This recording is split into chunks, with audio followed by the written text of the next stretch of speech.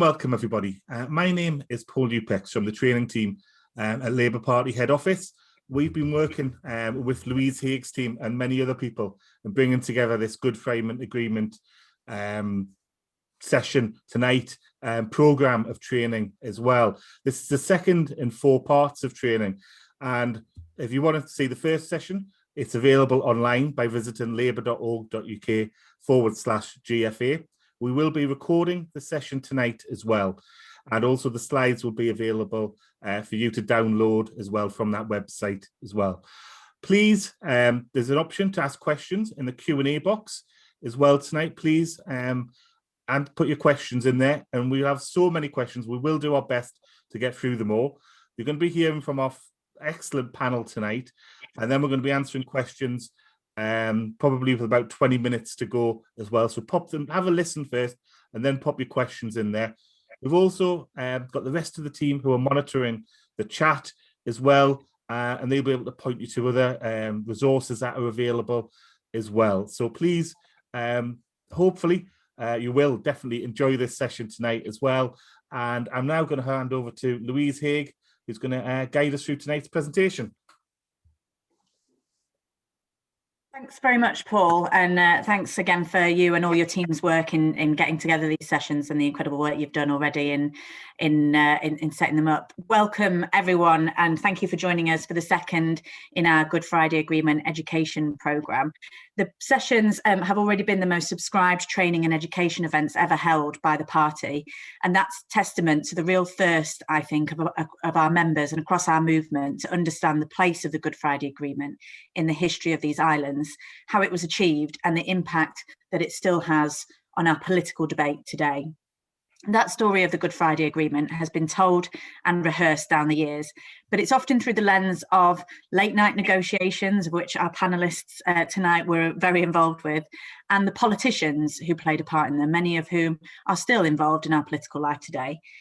But there is another story that I was really keen for you all to hear about, and which was equally important, but much less told, about the incredible women and trade unionists and those in civil society who, throughout the long and intractable conflict, helped create the space for a peace agreement, for consensus, and for a future based firmly on equality and cooperation for Northern Ireland. Many in the trade union movement long argued about the urgent need to address discrimination and demanded full civil rights in Northern Ireland. They made the case together for full employment, better housing and decent pay. It's through principled campaigns in circumstances we can scarcely imagine today that trade unionists in Northern Ireland bravely made the case through the dark days of conflict and leading up to the agreement for the values we in the Labour movement hold dear: equality, human rights, cooperation and social justice. And it's our values, those of the Labour movement, that have meant that it's helped secure the Good Friday Agreement and sustain it to this day. And that's why it's so important to understand about the peace. It wasn't just words on a page. It wasn't just politicians in a room. It was a story about the strength of the values that we all believe in. In very difficult circumstances, the women we'll hear from tonight made the case from them in the decades up to the agreement and the decades since. And ultimately, it's the reason the trade union movement in Britain and Ireland cherish the Good Friday Agreement and will always work together to defend it, because it created a framework through which social justice could be pursued. John Hume, the then leader of the SDLP, famously said there was no peace process like a job. Of course, what he meant, and talked about at length in many of his brilliant speeches, was that peace had to be linked to a social justice agenda and a better life for everyone in Northern Ireland. And as Avala said in her contribution for Tribune magazine when we launched this education programme, the Good Friday Agreement was ultimately about a new participative politics.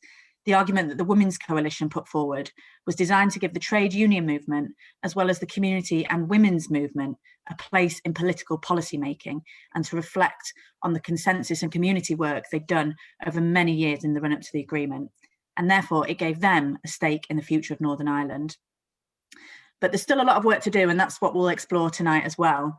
And it's for those challenges and those reasons that we still have a lot of challenges for women and for minority groups in Northern Ireland that I want to bring a relentless focus to this as Shadow Secretary of State. The peace process was an extraordinary achievement, but it's far from over. It has to be matched with an absolute merciless focus on social justice too. And so it's why working with trade unionists and across civil society that we've been working on this education programme, and we'll be looking forward to what we can do together to ultimately implement it 23 years on from its initial signing. Building a fairer economy and society with social justice at its heart, out of a decade of crises which have seen a financial crash stall the chances of a generation, austerity plunder our public services, and a pandemic pose challenges we have never seen. It's never been a more important time for us to refocus on the values that underpinned that agreement. Tonight, we're really fortunate to be joined by some extraordinary women who helped shape the peace process, who were in the room at the time, and whose work has helped sustain it for almost a quarter of a century. We have a brilliant panel of guests, including Avila Kilmurray and Monica McWilliams, who were founding members of the Northern Ireland Women's Coalition, which sought successfully to give women a voice and a presence at what were otherwise entirely male-dominated spaces, and I'm sure they'll tell us some tales about that tonight. Monica was one of the very small number of women at the time who were signatories to an international peace treaty. And we're also really privileged, I'm really delighted to say, to be joined by two of the most senior and brilliant women in the trade union movement in Britain and Ireland today. TUC General Secretary Frances O'Grady and Unison Northern Ireland General Secretary Patricia McCown, who has fought particularly for a Bill of Rights and a rights agenda for many years, and be really keen to hear her tell that story as well. But first, I'm really pleased once again to introduce John Tong, who has worked brilliantly alongside us and has been teaching lots of us and led the last session brilliantly to put this in context and talk about the history of the Good Friday Agreement and particularly in relation to the women's movement. Over to you, John. Thank you very much, Louise. Welcome, everyone. Thank you very much for joining. Another great turnout from what I hear. I'll be brief. A, because I'm a man, and this is about women in the peace process, and B, I wasn't in the room in 1998. So all I want to do is contextualize. If we just go to the first slide, the state of play in terms of women and peace processes more broadly in the 1990s when the Good Friday Agreement was signed. And what's remarkable is the role of women in the Northern Ireland peace process when you look at things globally, because only 4% of signatories and only 9% of negotiators in peace processes globally were women at that time. So the very fact that you had, for example, the Women's Coalition actively involved in the negotiations was something in itself. It often appears that the peace process in Northern Ireland was male-dominated, and it's true that the main political parties at the time were all led by men. I'll be looking at how that's changed in a second. But you cannot overlook the role of women within the peace process. Most obviously, Mo Mowlam was Secretary of State for Northern Ireland at the time, and you had the significant role of the Women's Coalition, and you had important negotiators within several of the parties, people like Bríd Rogers, for example, within the SDLP, to name but one. And I think what's also noticeable is that since the Good Friday Agreement, the UN Security Council has issued a resolution saying, we need greater recognition of the effects of conflict upon women, and we need a greater role for women within peace processes.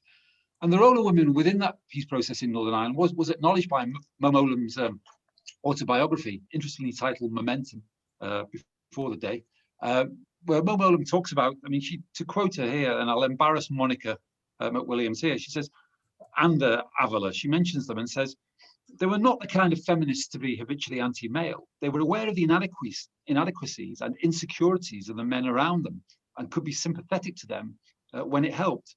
They acted together and very impressively. They balanced their ability to understand and bring people along, and in the end, their willingness to talk to the paramilitary related parties gave those parties a lot of support when they needed it. So Mo Mowlam herself highlighted the very significant role of women within the peace process. And if we look at the next slide, we can look at what the Good Friday Agreement actually says. So the Good Friday Agreement said specifically about women, against the background of the recent history of communal conflict, the parties affirm in particular the right of women to full and equal political participation. We might take that more as normal these days, but it simply wasn't at the time of the Good Friday Agreement. And if we look at the next slide, I'll show you a few statistics that just show the level of underrepresentation of women at the time of the deal. Only 11% of councillors women. None of the major Northern Irish political parties had a woman leader. And only 8% of those elected to that first Northern Ireland Assembly immediately after the Good Friday Agreement were women. Very few women as well in the senior Northern Ireland civil service. It's a sign of the progress we've had since the Good Friday Agreement that the three largest political parties now in Northern Ireland in terms of vote share are all led by women. Women provide the first and deputy first minister posts in Northern Ireland, and they make up 36% of the Assembly. And they hold a significant proportion now of senior Northern Ireland civil service posts. So you see the distance that has been travelled. And if you look at the next slide, that simply shows that visually. Because if you look at that picture, that famous portrait that was done of the first assembly, you'll see how male dominated it is. You can see Monica McWilliams near the front there, but there aren't many women there. And if you look at the simple pie charts, you see 92% of that first assembly male, 36% now within the assembly. Really significant progress. And I think it's important to understand the Good Friday Agreement as so equality based, not just about equality between unionists and nationalists, important though that was, not just about equality between Protestants and Catholics, not just about equality between British and Irish. All those are obviously crucial, but we need a wider definition of equality that obviously extends to women within Northern Irish society. Moving to the next slide, we see that we should not pretend that some sort of utopia has been created as a consequence of all the hard work of people like Monica Avila and many other trade unionists and political actors and ordinary women within Northern Ireland. There are serious ongoing issues to be addressed. The level of domestic abuse, which mainly affects women, has reached record levels in Northern Ireland. Most of those crimes against women. Women's representation within the Assembly, while it's much improved, is still lower than the devolved institutions that you find within Scotland and Wales. If you look at the Equality Commission that was created directly under the Good Friday Agreement, the biggest single item in terms of tribunal cases that it deals with now are those of sex discrimination. And there are signs that the gender pay gap, which did halve since the Good Friday Agreement, has actually increased in recent years. So the Good Friday Agreement, wonderful though it was in the broader concept of equality, it is still, and this is one of the reasons I'm so pleased that Louise has emphasised this throughout, it's still very much a work in progress. But now I'm delighted to hand over to one of the most important people within the Northern Ireland peace process, Monica McWilliams from the Northern Ireland Women's Coalition. Thanks very much, John, and thank you to the Labour Party and in particular to you, Louise, for inviting me to speak tonight. I hope you can all hear me loud and clearly. Okay, let me do this as quick as I can in 5 minutes. It was different times in 1996 when the peace talks were declared. We had 6 weeks to get organised. We had no offices, no mobiles weren't even invented. But we decided that we would come together, and it was, for civil society and a group like us, it was a very difficult decision because many of us also thought that maybe jumping into the peace talks would taint the organisations we were involved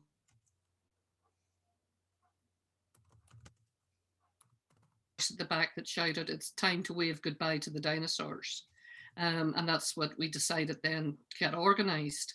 We got elected 6 weeks later, and what first issue I want to say is inclusion. That process was a good one. It did extend to 10 parties, mainly because they wanted the paramilitary loyalist groups who were affiliated to armed groups at the time to be involved, which was a good decision. If you were party to the problem, you had to be party to the solution. We took different lines in relation to working with Sinn Féin. We back-channeled, we met with them. We did form a group of 4. One of them was a small Labour Party made up of trade unionists, ourselves and the 2 loyalists. And we introduced different kinds of thinking into the talks, like the sufficiency of consensus, that it wasn't just the 2 big beasts, the SDLP and Ulster Unionists, who would create a consensus. It had to be a sufficiency of the parties around the table. And that helped because there were different times that it could have collapsed if the smaller parties didn't lend their weight to saying we do have a consensus on this. So inclusion was important, and the 3 principles that we developed. We didn't have big policy statements, we didn't have time for them. We simply worked on the UN Women's Conference that happened the year before in 1995 in Beijing, and we took the 3 principles of inclusion, human rights and equality. And we were tested sorely on those ourselves because there was no point in standing for them if we didn't know what they meant inside. And we were bi-communal. We crossed the community, working class, those of us from academic positions, rural women, urban women. The spread was huge, and it took time to reach consensus with such a spread, but it paid off. The second thing is that conflict affects women differently than it does men. And mostly at the table, when you come to sit down in peace negotiations, it's those who fought the war or the constitutional parties that fought each other that are at the table. And it's rarely the voices of women who've been impacted that get to the table. And we were very pleased the day we walked in, and it turned out we were the only 2 women at the table. And rarely are we on the table for discussion. So we were able, as John has just shown you, to put some of those things on. And when you declare a ceasefire, it's rare that you include a ceasefire on violence against women or on sexual abuse or any of those issues. It's probably right to say that it was a gap, and we should have maybe asked for the agreement to have included more of that. But each time that we discussed decommissioning of weapons, I would put up my arm and say, not all weapons are imported, that these are also arms that can do as much damage to women's lives. So it was issues like that that we brought to the table. And I was able to show through my own work on domestic violence that I had done over 25 years, that peace does make a difference. When you do take guns out, we had more women killed in Northern Ireland than anywhere else as a result. And it wasn't just the illegal weapons, it was also having so many police officers who were armed to the teeth at the time and taking the guns home with them. And thirdly, and finally, if that peace agreement doesn't speak to everyday lives of the people, they won't vote for it. So we were equally as important in terms of the referendum through every village and street. We had a double-decker bus. We took it everywhere with us and asked people to say yes. And it was difficult because we were letting prisoners out, and yet because the Women's Coalition was there, we managed to get something in on victims. What else did we put in? We put in a civic forum. Of course, when the politicians got in, they abandoned the civic forum and stood it down, which was a mistake because civil society had done so much to build and sustain the peace, and yet their voices were not heard during the implementation. The Bill of Rights, which I ended up, strangely enough, as Chief Commissioner, handing it over in 2008 to the Secretary of State. Labour government went out of office, Conservative government came in, and it's been sitting on the shelves ever since.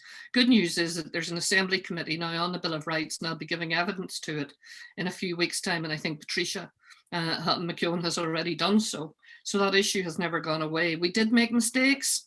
When we said about the right of women to full and equal political participation, we left it as an aspiration. It should have had a benchmark. It should have had timetables like the ones on policing and the quota, or the timetable for prisoner releases. But we thought there'd be political goodwill and they will do it. It's good to see John having those figures because it was nothing compared to the Where's Wally picture, which I'm sitting in with a white coat. And I used to think at times that white coat was much needed because there was days when I thought I was actually in a mental institution. But things have moved on. We did argue for integrated education, that's in, and had we not been there, it wouldn't have been. We argued for shared housing.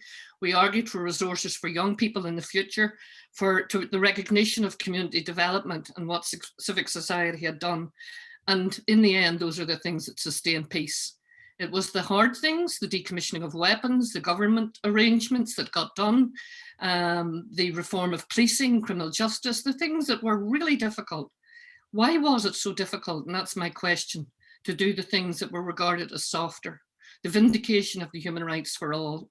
Why are we still struggling at a time of Brexit now when we so much needed those? Thank you.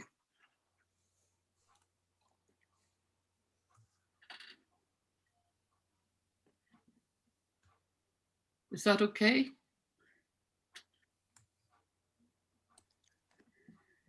Hello, I'll follow Monica. My name, as you can see, is Avla Kilmurray, and I'll make just a few process points and then a couple of others.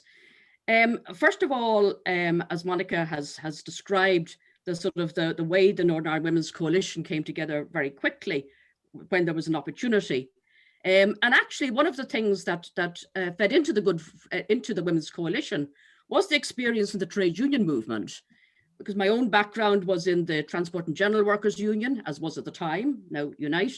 And actually, there's 4 founder members of the coalition that actually were on the Women's Committee of that union, including May Blood, who's now in the House of Lords. And what we brought with us was learning how to deal with difficult issues in a divided society, that you don't necessarily address them head on, but you deal with them through values. And in the Women's Committee, for example, we had to deal with divisive issues like the strip searching of women prisoners. We got that through by looking at human rights. And that's what was brought into the Women's Coalition.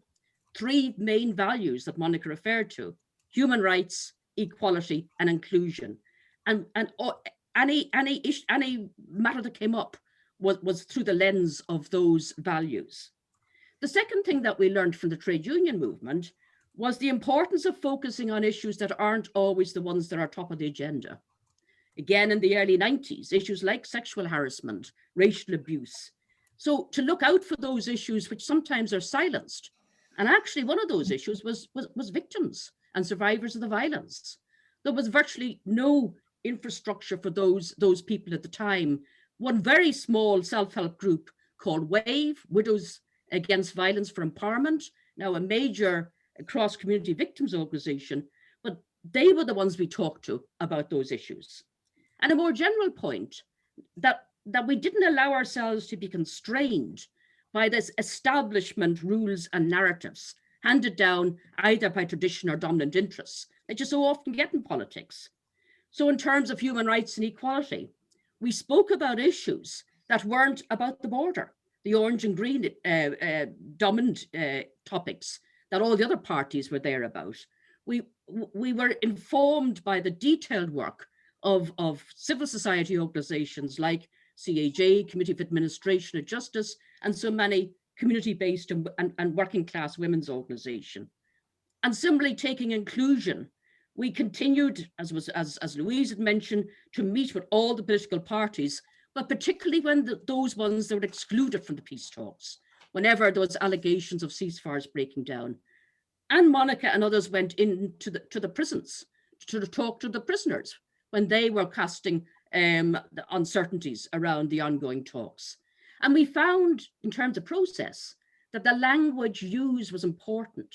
The importance of actually listening to the sort of nuances and the narratives, the framing, if you like, that different groups brought from different sides, so that people could relate to what you were saying, and it opened up connections. A couple of points just on substantive issues, and I'm conscious of time. First of all, and I think the genius of the Good Friday Agreement was that it recognized the porousness of citizenship and identity. And I'll quote from it. It says that recognizing the birthright of all the people of Northern Ireland to identify and be accepted as Irish or British or both, as they choose, and their right to hold both British and Irish citizenship, irrespective of the constitutional arrangements. And I know, probably in England, that actually is, people find it quite hard to get their head around. And indeed, we've had recent cases where that has become an issue.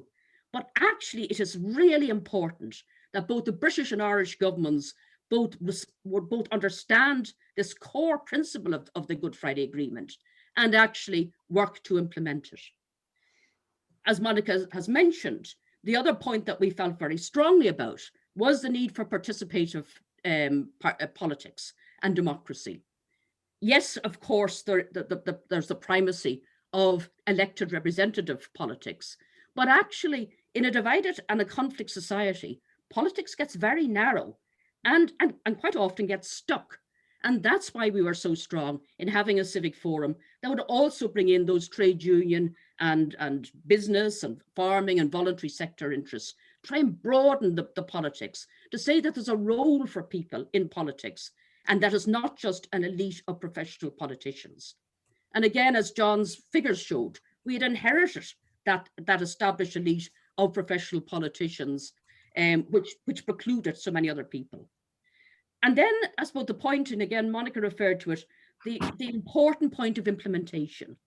And, you know, and the provision within the Good Friday Agreement for governance, but both within the devolved assembly, but also still with the responsibility of Westminster. And I would argue actually that, you know, that British politics sometimes loses sight of the fact that they still have a responsibility. You know, it's not just about short-term crisis management. Now, if we hadn't had the responsibility of the British government in terms of the policing reforms, which were absolutely crucial to our peace process, they would never have got through if it just had been left to the established parties in Stormont. And equally, that's what's happened to our Bill of Rights, because it has been thrown back to Stormont. It has fallen victim to the predictable division and the political limbo as a result of that. So an essential plank of the Good Friday Agreement still has to be implemented. So implementation is critical and remains so. And good faith, as any trade union negotiator will understand, can't be squandered lightly if the relationship, like the relationship in terms of Northern Ireland, is to be long-term and stable in nature. And finally, it's often been said that the Irish have too long a historical memory and the British have too short a historical memory. And I think that's one of the problems. Actually, that's why it's really good to have this series of talks, because, you know, the Good Friday Agreement is not just a line in the sand and then the thing is dusted and we go on to something else. As actually we're seeing at the moment, the importance of ongoing implementation and the recognition that there is a political dynamic in this agreement that people in Northern Ireland, particularly Northern Ireland, are really conscious of. So it's really important that politicians in Britain are mindful of that dynamic, and also to remember that, you know, the Good Friday Agreement was accepted by referenda on the same day, both north and south of this island. Because of that, it is a crucial building block to our peace process. And I always remember, and the Women's Coalition obviously was one of those parties that canvassed, you know, for the acceptance of the Good Friday Agreement in the referendum, and going out canvassing with a guy who had been a shop steward for the Transport and General Workers Union in a local bakery. And he had been shot, he had been badly shot, managed to survive. He went out canvassing for acceptance of that referendum. And really, it is the tribute to those sort of people, you know, for that we need to ensure that the main thrust of the Good Friday Agreement is both honoured and implemented as we're going forward. So I'll leave it there.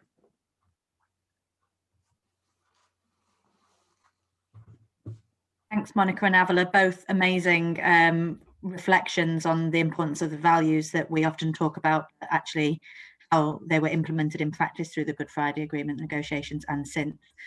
Frances, over to you. Thanks so much, and it's so great to follow Monica and Avila, not least because Avila was talking about memory and history, and I was going to start by noting that I think it was a week ago, the President of Ireland, Michael D. Higgins, who's a scholar and a very good friend of organised labour, not just in Ireland but beyond. He wrote what I think was a really important article in The Guardian, where he talked about feigned amnesia. In other words, a convenient forgetting of the role of empire and colonialism. And that phrase, feigned amnesia, really stuck in my head, because arguably that equally applies in some quarters to the history of the Good Friday Agreement, and in particular the role of women, community activists and trade unionists in building the peace and winning support for that agreement. You know, there were motions to union branches, there were peace rallies organised, there were union leaders who went out one by one, winning hearts and minds. And so I just want to congratulate Lou you and the Labour Party Education Programme, and especially the brilliant Labour Party Irish Society, for organising what I hope is an active remembering of what led to the Good Friday Agreement, because it's critical that we remember that history in order that we protect its future, and also that we celebrate many of those grassroots leaders like Monica and Avola and Patricia, and also women that we've since lost like Ines McCormack and Mo Mowlam, who I think shared something which was about really listening to people, and being prepared to share power. It wasn't about the big I am kind of leadership. It was about how do we empower trade unionist communities, and particularly women. I mean, I was asked to say a couple of words about the relationship between the British and Irish trade union movement. It is a very long one. So I would encourage people to go on to the Irish Congress and the TUC websites, where you will find history online, and you can learn all about the banners, all about the Dublin lockout, all about the memories of migrant workers like my mum and my mum's dad. You know, all of those histories all through that last century, but also, of course, the role of trade unions in the Good Friday Agreement, and perhaps more recently, our experience of trying to even help get attention on it as part of that EU referendum campaign. And that was something that we all cooperated really closely on, again, with the support of the ETUC. But underlying that, I think all of that has been built on critically bread and butter solidarity work, whether that's about saving jobs or plants, or it's about winning campaigns like equal marriage rights, or the campaign for a woman's right to choose. All of that work is critical to the foundation for some of the industrial but also political work beyond that we've done. I also don't want to pretend that the history of that relationship has always been perfect, but I think it has been saved by shared values, that we do share, that, you know, we exist because there are ultimately common interests between working people, regardless of the passport we hold or our identity, because we do recognise that if we're going to win political and social justice, then we need economic justice too. And you can see this in a very real way, you know, in the midst of this COVID pandemic, where together we've been campaigning for dignity and safety and fair rewards for key workers. You know, these are very real and immediate campaigns that come from working people through trade unions and unite us in a common cause. And I guess, like others, I've always believed that women's rights and trade union rights are human rights, and that's how we should see them. It is an ongoing project, as many others have said, and we saw that through the EU referendum campaign, where sometimes you're trying to just hold on to what was won in the past, let alone make progress. But again, I think that relationship was really important in our bid to protect the Good Friday Agreement, our shared determination that there should be no hard border, and our determination once that referendum result came in and the deal was done, that the Northern Irish Protocol has to work. And that means, you know, that we have stood together strongly, for example, in condemning the threats against port workers, and indeed any intimidation or threats against any workers. We do have, I think it is worth people knowing, because they probably don't know, we set up many years ago a Council of the Isles machinery between trade union centres in Ireland, obviously the TUC UK-wide and Wales and Scotland, in order to shadow the Good Friday Agreement, a way of showing support. And by the way, today all of those centres are led by women. But I do also just quickly want to mention the incredible work of the Northern Irish Committee. I remember vividly when Peter Bunting was the lead official there, driving around in a car with him, with his mobile phone on speaker, and just reflecting as he gave advice on individuals who had received threats of violence, what the job of being a union leader sometimes meant. Even this was long after the peace was made. And also a reminder in respect of Owen Reedy, the current AGS of the Irish Congress, who leads on the Northern Irish Committee, how strong some of those family links and friendship links are, when I discovered only recently, after knowing him years, that my Dublin Auntie May and Uncle Brendan had been guests at his wedding. So, it's a small world. And just to say, most recently, one of the projects that we've been working on is against the far right.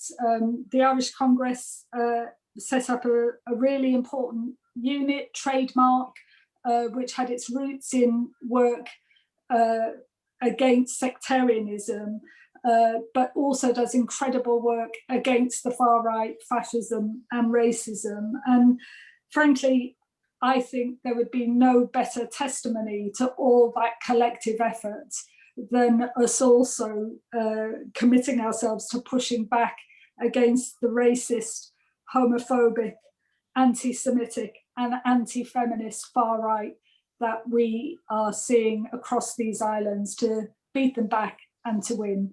Thank you. And I think now I get to welcome Patricia as the next speaker. Thank you, Frances. There are many players in the peace process, and this is one short version of a struggle spanning 4 decades. The story of my union is of a union uniquely led by women, with a majority female membership, challenging discrimination, demanding equality, fundamental human rights, and social and economic justice as key requisites for a decent life and for peace. That difficult journey caused controversy, brought us into conflict with power structures, and found us seeking international support, especially when we couldn't get it at home. Eventually, court commitments made their way into the peace agreement. Today, 23 years later, the majority are unfulfilled. The task of securing consensus in our union was made possible by enabling our members to have the space to tackle highly sensitive issues in the conflict, and by working in partnership with our dedicated allies in the women's rights, equality and human rights arena. Allies such as the Committee on the Administration of Justice, CAJ, and internationally acknowledged human rights experts like Professor Chris McCrudden. They and many, many more made significant contributions. As trade unionists, we had a long-standing relationship with Mo Mowlam well before she became an MP and eventually Secretary of State.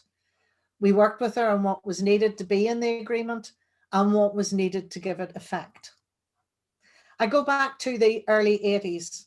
NUPE in Northern Ireland, later to become Unison, was led by a feminist, human rights activist and committed trade unionist, Ines McCormick. It was my privilege to have worked with her on that agenda right up to her retirement and beyond. The last meeting I had with Ines was in a hospice in Derry. I was about to leave for Colombia with a trade union and cross-party delegation from Northern Ireland, ironically to support the Colombian peace process. She was excited about it. I never saw her again. But every day our union strives to keep the legacy alive. And I would commend all of you to get a hold of the award-winning film, Ines, A Challenging Woman. It sets all of this in a real context. We were different, We organised the neglected workforce, mostly women, mostly part-time workers, all low paid. Our emphasis was on the key areas of social and economic justice, women's rights, and challenging structural religious and political discrimination. Subjects which seem like normal trade union demands today, but which were the equivalent of lighting the blue touch paper during the conflict. Controversy went into overdrive when Inez became a signatory of the McBride Principles, a moderate affirmative action programme on US inward investment in Northern Ireland, which was designed to tackle religious discrimination. It inflamed the opposition from the UK government. It garnered enormous support in the States. And years later, she was eventually proved right. Throughout the conflict inside the union, our members exercised the discipline of leaving party political allegiances outside to enable collective working. That also enabled difficult conversations to take place. Conversations on tackling discrimination, pursuing human rights, abortion, equal pay, rape within marriage, rights of part-time workers, child sexual abuse, strip searching, the prevention of terrorism laws, censorship, political vetting, financial punishment of public service workers who protested internment. All of that would eventually become the policy of the Irish trade union movement, but not without some pain. Inez would become the first woman president of the Irish Congress of Trade Unions. I was the second. Sheila Noonan became the third in our 100 years of history. And now I'm very pleased to say we have our first woman General Secretary, Patricia King.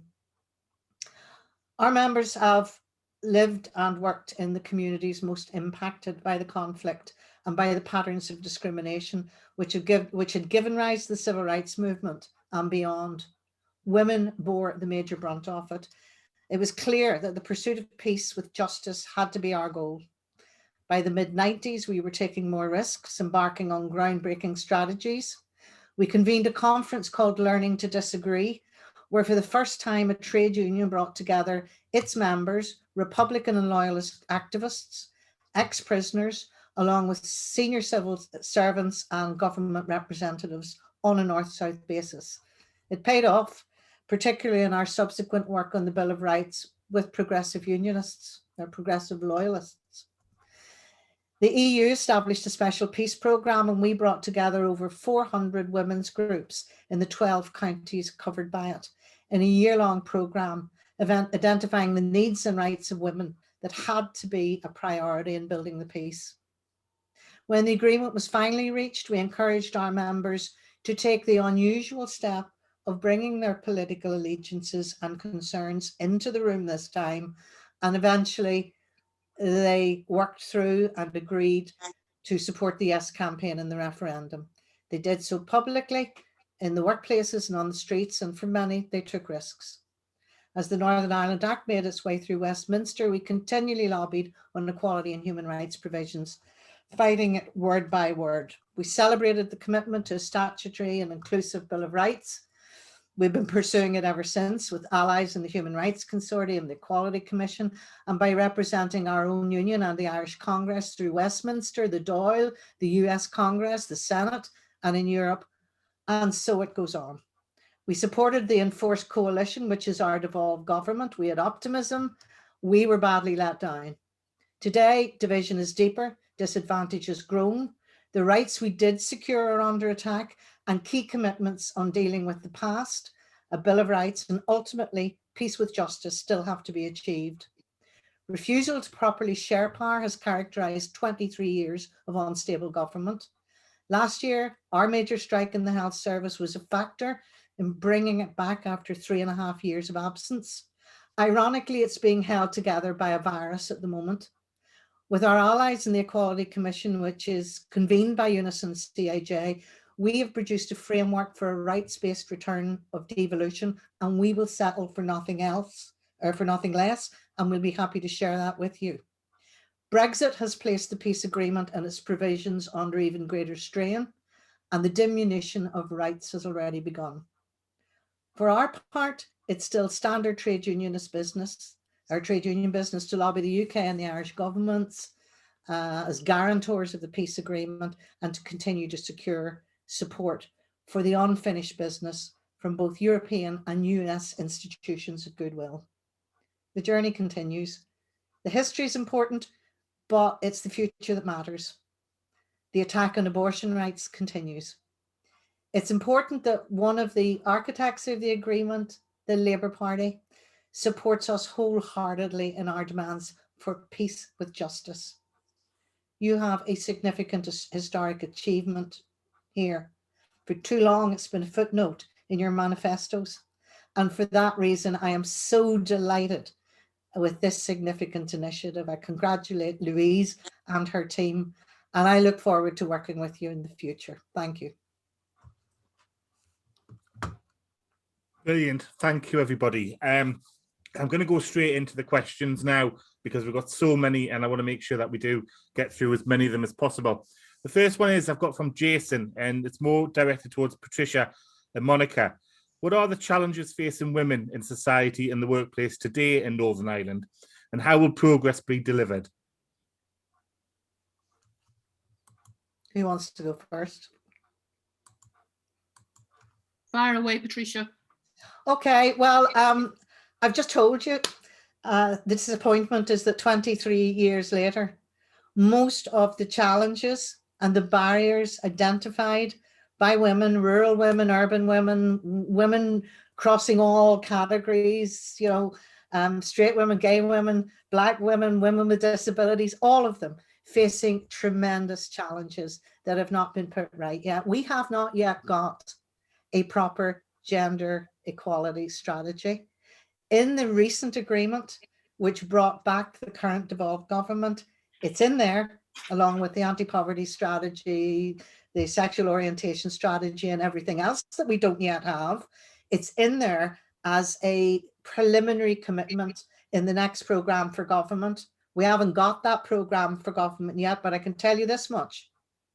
A veto is continually being exercised on these rights when they get as far as the government's table. And, you know, that is not something we're prepared to tolerate much longer.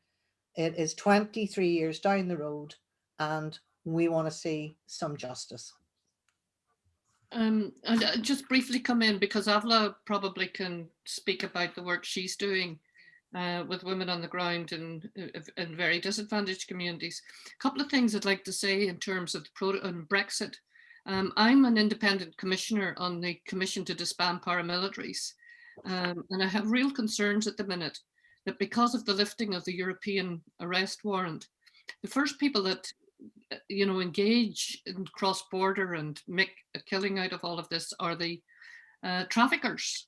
So we have a real concern now about sex trafficking and drug trafficking that we had started to get on top of, but because of Brexit and because of the withdrawal of that European warrant, that's a big issue affecting women.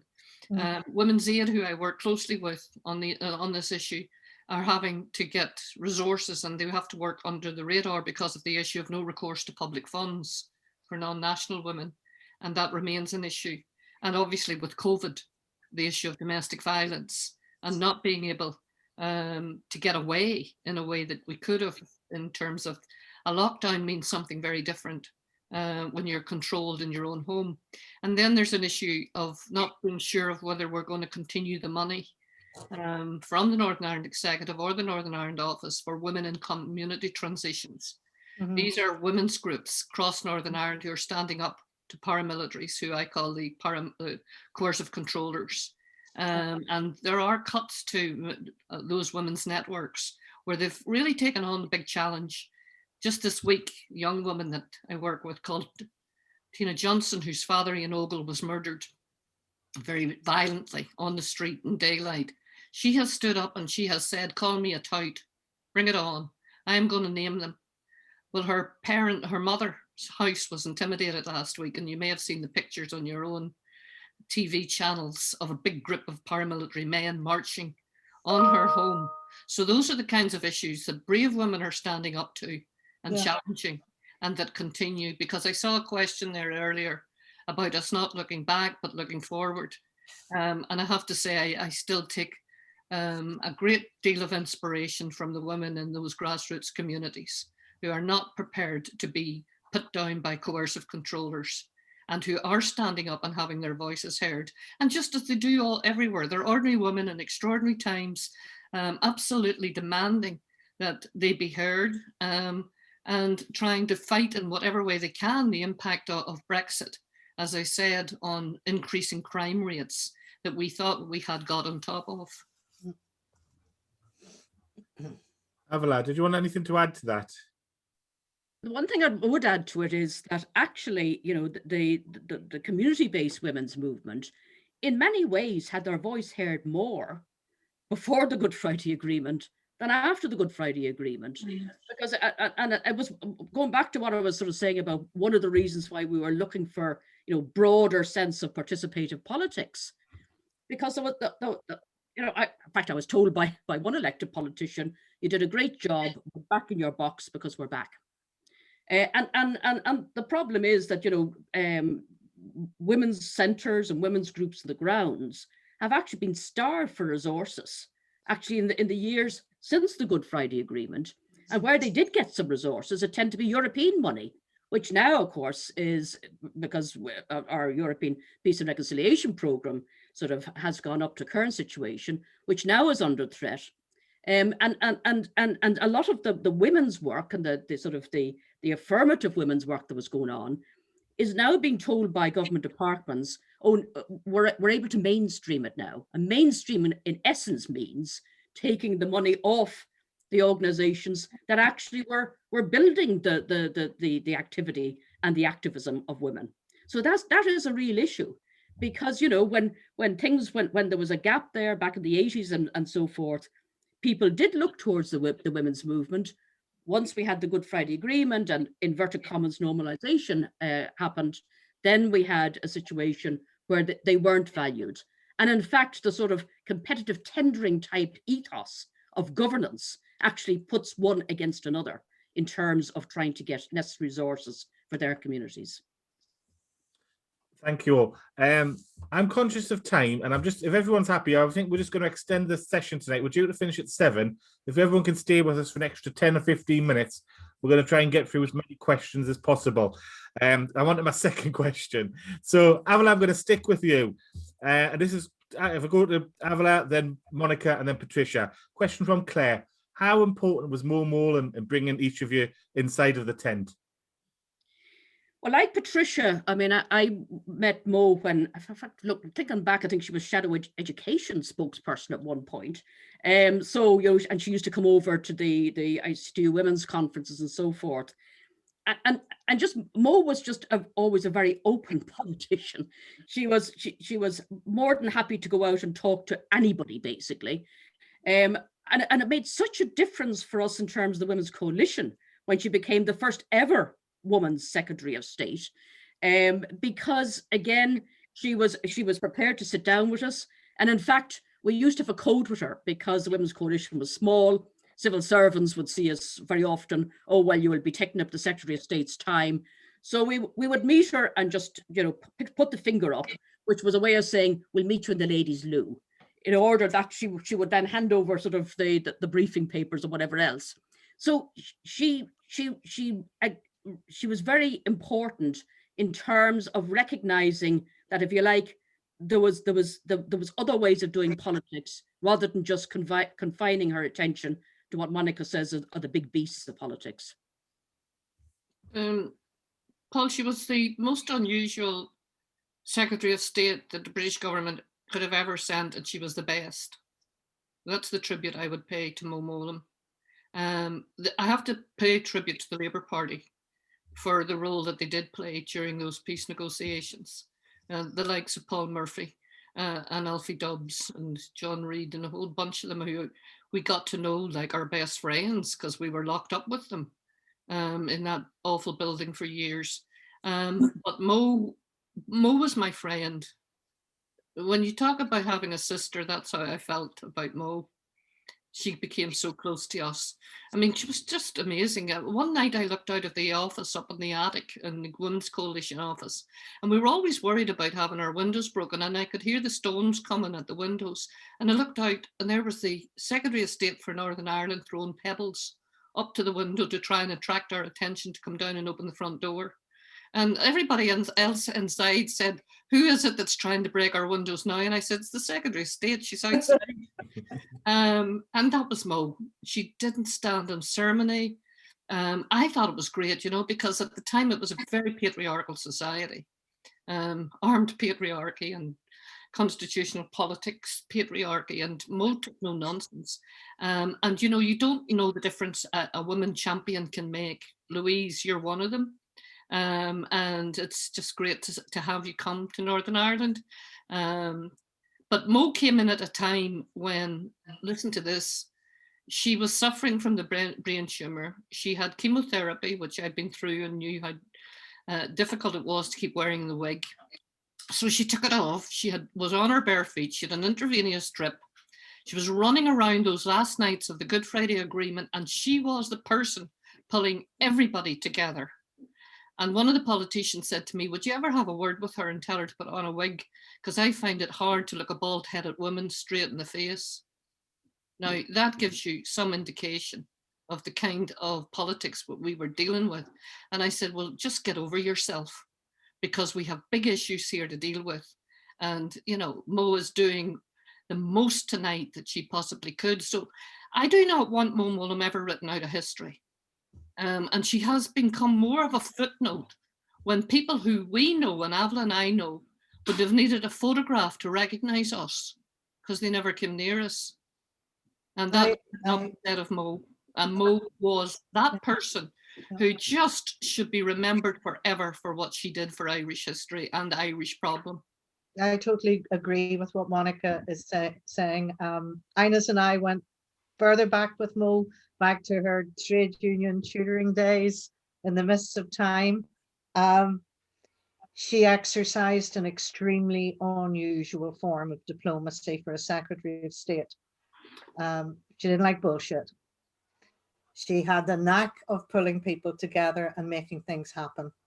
And she opened doors to those who would not normally have had the doors open to them. And that was really, really significant.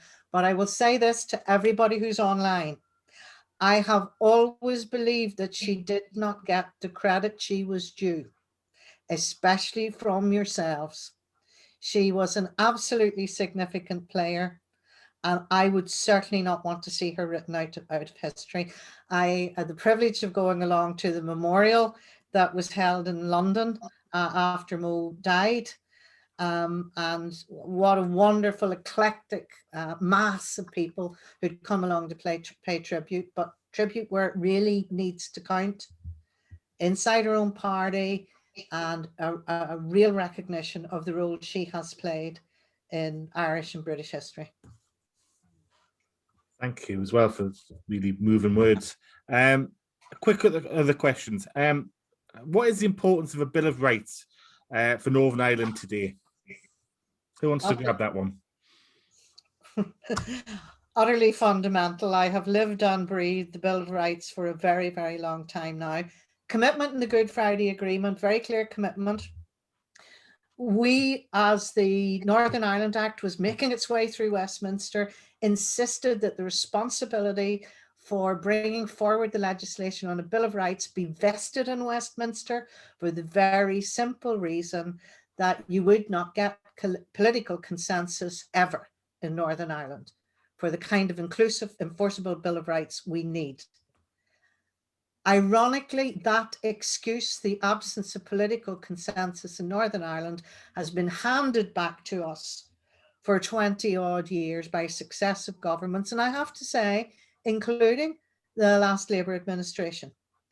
It is shameful. If we had had a Bill of Rights in place, then some of the collapses and some of the disasters that have happened along the way with our own devolved government would not have happened, because the party politics would have been taken out of the equation and the obligations would have been there for all to abide by. And we still say that's the situation. We also say that currently it is the best mitigation against the adverse impact of Brexit on the Good Friday Agreement. And the whole campaign for its implementation has found a second lease of life.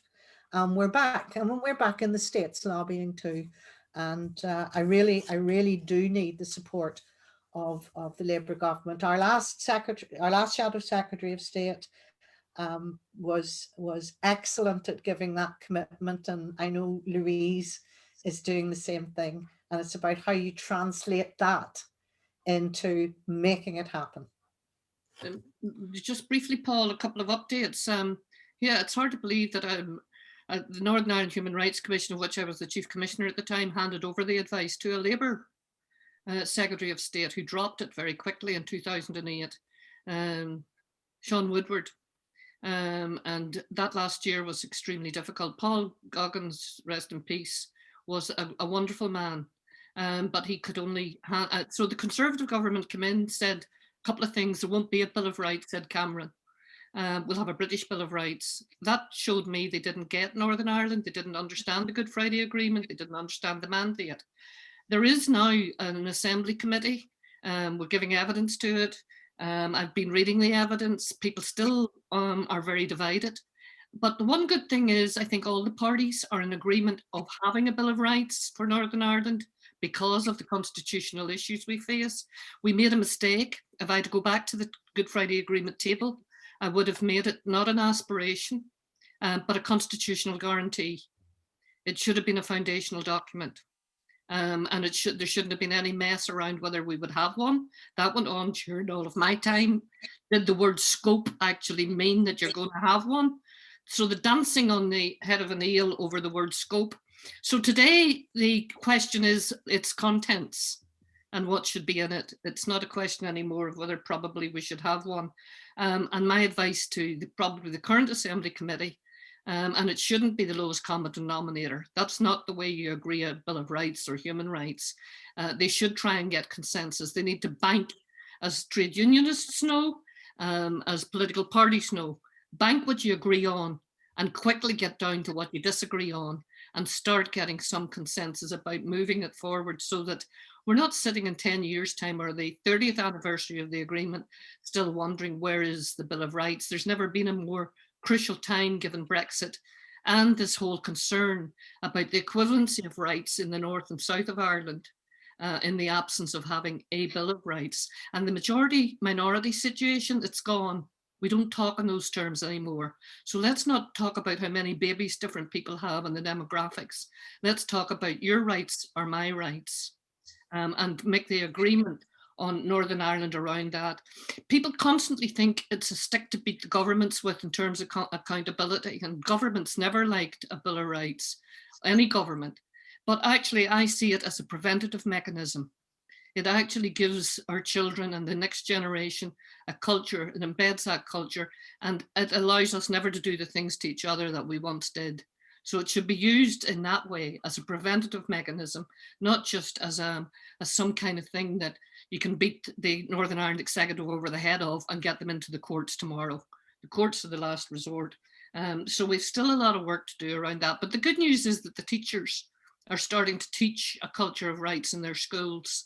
I last week, because I've just finished writing a book on the peace process, and I got out the Monday night's Good Friday Agreement and compared it to the Friday night's Good Friday Agreement. The Good Friday, there were words, an extra sentence was put in from the Monday night to the Friday night, and it was in accordance, giving due regard to the international standards.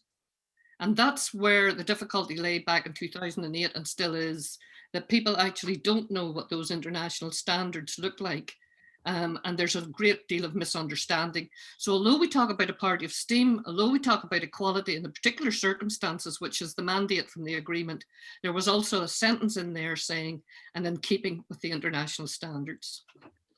Thank you, Monica. I'm going to try and get these last three questions in very quickly. One to Louise as well. I just want to make sure that everyone does have a chance to speak. Can you just tell us how someone's asked? This is from Louise. It's from Louise, from Linda. How has the British government over recent years demonstrated a short memory towards the Good Friday Agreement? You've got a couple of minutes. I mean, I'm just happy sitting listening to these guys. I don't mind not speaking at all. But I mean, I think that's, Francis's framing of that was absolutely right, in that the government's attitude to Northern Ireland has, and I think Patricia said this as well, it's about short-term crisis management. It's forgotten the principles that led up to and founded the Good Friday Agreement, that was a shared future, and that the cross-community work and delivering on policies that will deliver that shared future, whether they be economic or rights-based or dealing with the toxic legacy of the past, cannot be parked. They have to have active management and active interest in from a government in Westminster. And as co-signatories to the Good Friday Agreement, we have responsibility in Westminster for the Bill of Rights, for dealing with legacy, for victims' solutions as well. So we can never afford to just assume that peace was completed in 1998. There has to be a continued recognition that you're part of the peace process. And I would say that this government over the last 10, 11 years hasn't just forgotten about the Good Friday Agreement and Northern Ireland. It has actively used it as a political footballer for their wider negotiating and political aims. And that has done untold damage, whether it was through the UK Internal Market Bill last year or through shenanigans now around the protocol. They have cynically used Northern Ireland for their own aims, and it's had real community effect, and that's why we need a Labour government that puts Northern Ireland absolutely at its heart. Thank you, Louise. And Francis, question specifically for you from Richard. What role have women and trade unionists played in the integration agenda? Well, I think we've heard tonight just how critical that has been, because this is about where you find what we have in common, the issues that we have in common rather than what divides us. And I think we've seen that at all sorts of levels in recent years over various campaigns, as we mentioned, from various equal rights campaigns, but critically through the trade union movement, which again, I would say is not perfect. I would acknowledge that. But, when you're working together as trade unionists to fight for fair and equal pay, that is pretty fundamental to all of us. All working people want that decency. Just to add to Lou's conclusion from the previous question, I think you are absolutely right, Lou. But I have to say, just at a personal level, during that Brexit campaign, I was pretty gobsmacked by the scale of sheer ignorance with some very, very, shall we say, senior people in government. I mean, maybe it was deliberate ignorance, but there also seemed to be, just a complete lack of curiosity almost, or interest in what was happening in Northern Ireland and the history that had led to the Good Friday Agreement, and the risk of destabilisation by the way that they were pursuing that Brexit debate, never mind the agenda. So, I mean, I have to say that was pretty shocking to me, and it does kind of raise the question. I know the party has enough on its hands as it is, but I think all of us do have an obligation almost to reach beyond our own constituencies in terms of that education process, because it's so important. And what I fear, frankly, is if you look at some of the polls, and I hope this will change, but again, during Brexit, how many people even cared?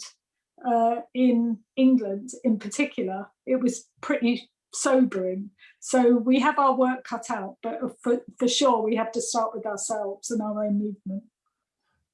Thank you, Francis. And I just want to bring in, there's a quote there I caught in the chat, I think from Anna, which said, if only we had knowledgeable experts like these great women during the Brexit negotiations, we'd be in a very different situation now. So I just wanted to share that with you. The final question is tonight, and I love this question, and I'm wanting to fit it in, from Jenny. It's to Avila and Monica. Looking back at when the Good Friday Agreement was signed, what memory makes you laugh or smile the most?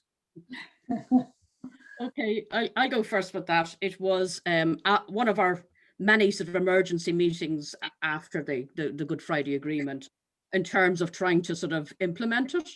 It was held up in the Hillsborough Castle. It was very tense. Blair and the Irish Prime Minister, everybody else was there. Coming to 12 o'clock that night, Mo Mowlam comes in to where the rest of us were sitting.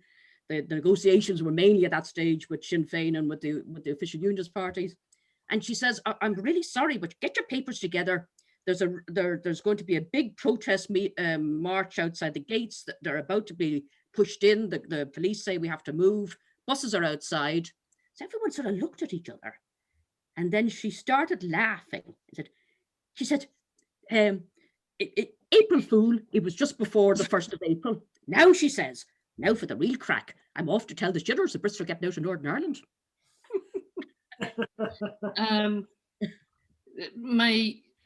I guess my memory of Good Friday was trying to keep myself together and all the women that had come in. The room was packed for the first time. Paramilitary organisations were thick, standing around the room, making sure that their leaders were all doing the right thing. And suddenly it was declared that we had an agreement. And I had said to the women, now, hold back the tears, because the cameras will be on us and we don't want to be looking like women are just going to start crying. I looked around the table and the men were crying. And I turned to the women and said, okay, we can cry now. It was one of those emotional moments, but I came home to 2 kids. And I tell this story because I think it's still really relevant to the Labour Party and to people in everywhere and Northern Ireland. Well, the youngest one was out skating on a skateboard, and I said, look, I'm finally home, because we hadn't been home for 2 nights.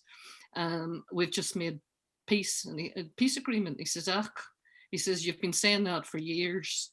And that was the end of that. So I went inside the house, and my older fellow, who was only 10, was watching. He says, is it true that you've reached an agreement? And I said, it is, and I'm glad, and I'm home.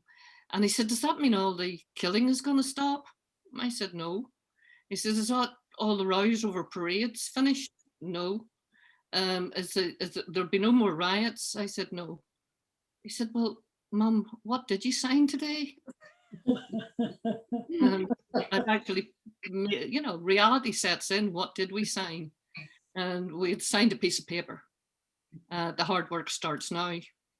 And all these years later, we're still at it. It's an unfinished business. And so thank you to all of you in the Labour Party who are prepared to commit to Northern Ireland to seeing this business through. Thank you. I think I'm just going to hand over to Louise. I'm just going to put on the screen some other information that you have about the other sessions coming up and where you can watch your recording. And I'm just going to share my screen, but Louise, if you want to just say a final few words of goodbye to everyone as well. We've got 7:15 now, so I'll hand over to you, Louise. Thanks, Paul. And again, thank you to you and all your team for putting this together. Listen, it's been an absolute inspiration to listen to the 4 of you today, and seeing the comments pour in on the chat box. I know people have been really privileged to listen to you and hear your experience, the amazing work that you've done over so many years, demonstrating the values at the heart of our movement, the Labour movement and the women's movement, in bringing about the peace and sustaining it. But I think the biggest lesson that we've all heard today is that it's not over, that the journey continues, as you said, Patricia, and the struggle continues. And the fact that you are all still here fighting 23 years on should give us all inspiration to fight alongside you. I'm really pleased and proud to support the Bill of Rights and to be working with the CAJ that's been mentioned several times, and Unison, to be doing everything we can to try and get that into practice, but also looking at the many other areas that remain to be implemented for the Good Friday Agreement. So I hope everyone that's been on the webinar today can recognise that and can help join in the campaign and the struggle to get the remaining elements of the Good Friday Agreement implemented, because they are central to our values as a Labour Party and as a Labour movement. But thank you so much to John for the scene setting and for all the work that you've done in pulling this together, and to Patricia, Monica, Avila and Francis for your amazing and inspirational contribution tonight. Really welcome. Hope you all join us for the next session, which is on young people and the peace generation, a group of young people that have grown up since the Good Friday Agreement was signed, which makes me feel old, talking about the future for Northern Ireland and continuing building that shared future. So I hope you can join us next month. Thanks again to everyone who's been participated today, and to all our fantastic panelists. Thanks. Thank you. Thank you, everyone. Thank you. Bye. Bye. Bye, everybody. Bye, Bye. everyone. Bye.